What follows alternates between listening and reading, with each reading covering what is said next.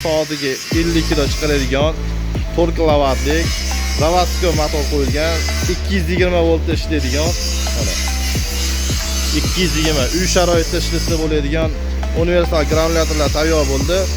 Quyonchiliklar bilan shug'ullanar ekanlar, quyon boqar ekanlar. Shu quyonchilik bilan shug'ullanishlari uchun menga shu 30 kilodan 50 kiloga chiqadigan granulyator yetadi ishdi. Shuni hozir chiqarib obzorini qilib beramiz. Matrisamiz 4,5 mm, maski zadniy mostli 125 diametrlik universal granulyator. Songa hasha qo'shib ham chiqarsa bo'ladi.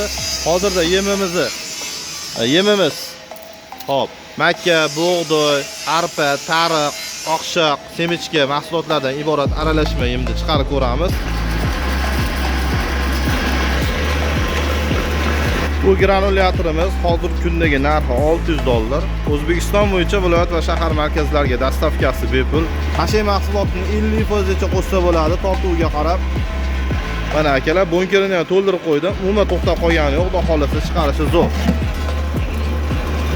Oh, so'roq chiqyapti o'zi.